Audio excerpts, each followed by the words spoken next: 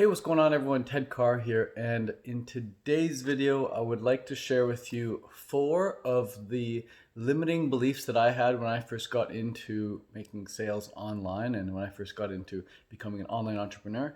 These were the 4 things that really tripped me up and slowed me down and prevented me from just going full out like I am now. It's so interesting, like where I'm at now. I, I'm thinking like I could have been doing this 5 years ago had it not been for this right here. Had it not been for my limiting beliefs. And I'm sure it's the same way with you with like veganism or raw foods. It's like, or even your fitness. Like you could have been doing what you're doing now 5 years ago had you just known how to do it and had you just had the right mentality, had you had the right beliefs.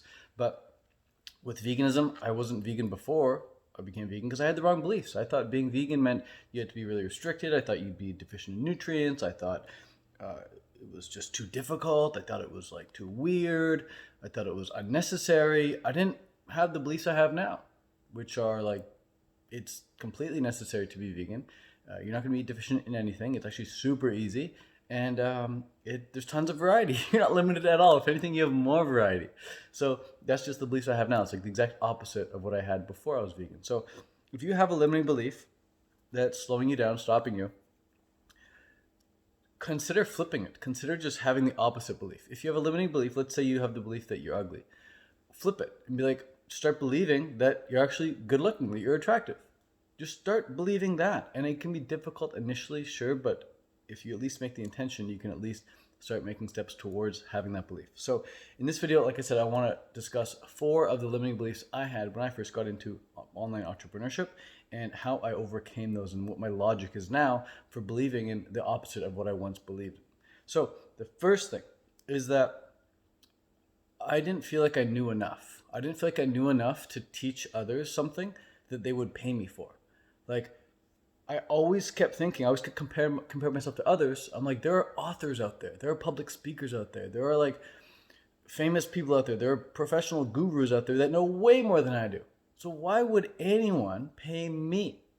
Like I'm just some chump, I'm just some kid. Why would they pay me? Yeah, I know a bit about nutrition. Yeah, I know a bit about health. Yeah, I know a bit about fitness, but why would anyone pay me for that? It's not enough. I don't know enough. Once I know enough, then I'll start a YouTube channel. Then I'll start an Instagram. Then I'll put out a course. Then I'll offer coaching, but only once I know enough.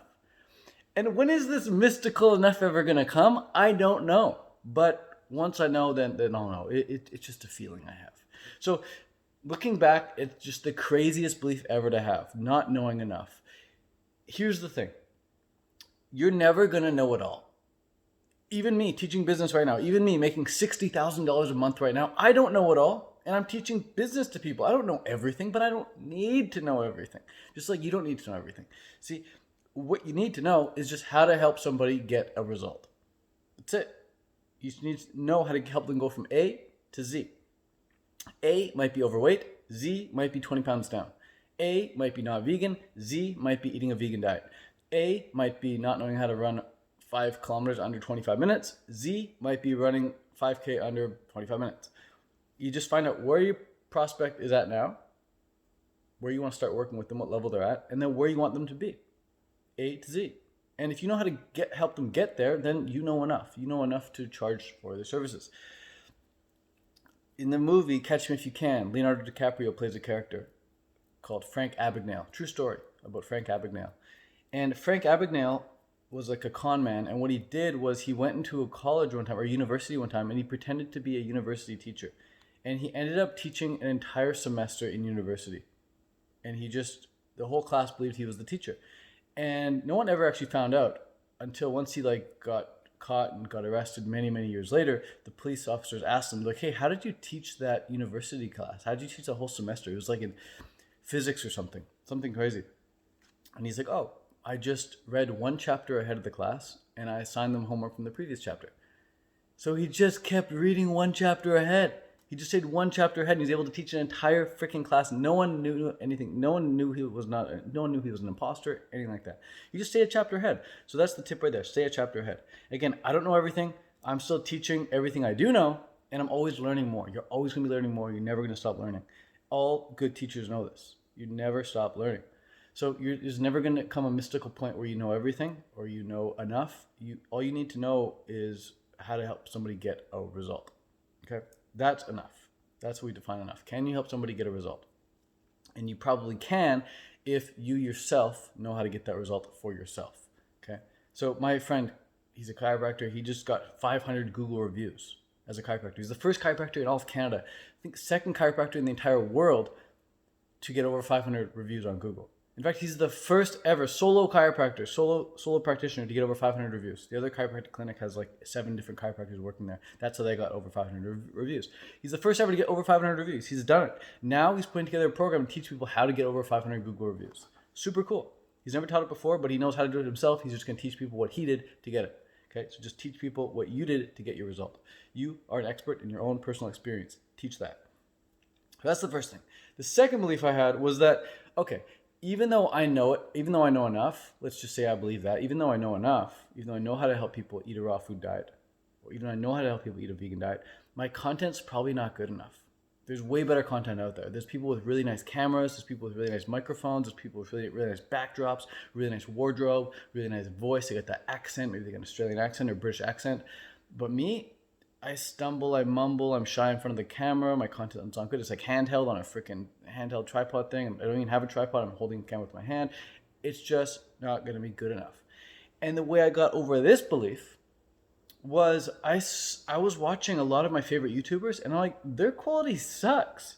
Like, they have a little stupid tripod, it's set up and they're like 10 feet away and they're like raising the voice so that it hits the camera. Another one's just like holding a little digital camera, back when you had digital cameras, and you're just filming everything with the digital camera, digital pocket camera. The quality sucked. My favorite YouTubers never had polished videos. My favorite YouTubers made videos of them walking around on the beach and riding their bikes and, you know, just being themselves in their house or whatever. Just quick little videos holding the camera like I am right now. And I'm like, well, if my favorite YouTubers are doing that, why don't I just do that? And so even to this day, I know my content quality, like the visual and everything, the audio is probably not like 10 out of 10 quality, but it doesn't matter. What matters in terms of you making an impact, in terms of you making sales, is are you actually putting it out there, period? Because getting it done is better than none. Getting it done is better than none. So if you have no content, how is that helping anyone? It's not. If you have some crappy content, at least it's helping some people. If you have amazing content, okay, congrats, you have amazing content. Whoop-de-doo, pat yourself on the back. Who cares? Did you help people? Yes or no? Because you can have amazing content, didn't help anyone. So I'd rather have crappy quality content that really helps people than really amazing content that doesn't even help people, or that I never put out because it's too hard to even make in the first place. So the best content is the content you're going to put out and actually makes an impact. So that's how I got over that one, just realizing that my favorite YouTubers didn't put out crazy, good, high-quality content, so why should I? That's how I did that one. The third limiting belief I had was that, okay, let's say I know enough to help someone get a result. Let's say I can put out some kind of crappy videos like this. The market's too saturated. There's already a lot of people doing it. There's already tons of vegans. There's already tons of raw vegans. There's already tons of business coaches out there. There's already tons of personal trainers. What would make me stand out? Why would anyone want to watch me? And the way I got over this one was I just realized in high schools, there was like 500 kids, right? And everyone had friends. And I kept thinking, like, well, I had friends, and even though everyone else had friends, like, even though the friend market was saturated, like, everyone already had a bunch of friends, there was still room for me to be someone's friend, because if they liked me, we'd be friends. And, like, I was friends with someone, let's say I was friends with a guy named Josh. Well, there was, like, 10 other people friends with Josh as well. And let's say Josh was friends with me. Well, there's, like, 10 other people friends with me as well. So just because you have a friend doesn't mean you can't be friends with someone else.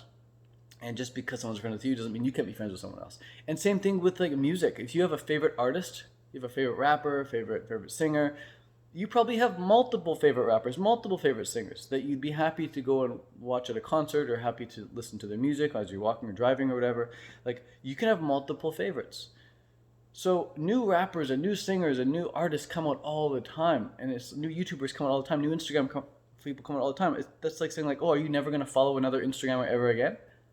If you think the market's too saturated, ask yourself, are you ever going to stop following people altogether, or are you always open to following new people?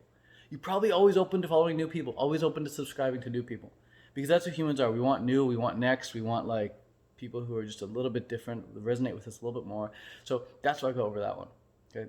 And the other way I got over it is realizing that, Okay, what's the alternative? What's the opposite of a saturated market? It's a ghost town. It's a ghost town. Now, would I rather go and try and sell pens in a ghost town where nobody's walking around, or would I rather go and try to sell pens in a saturated market where there's tons of people walking around, tons of people buying and selling pens? I'd rather go into the market where people are already buying and selling pens. Same thing with veganism. I'd rather go into the vegan niche and try and sell a program in the vegan niche than go into the market and try and sell a program in the niche, which isn't even a thing. There's no such thing as a niche. It's a freaking ghost town. You can go and try and make it up right now, and you'll see nobody's there. I just made it up. It's a ghost town.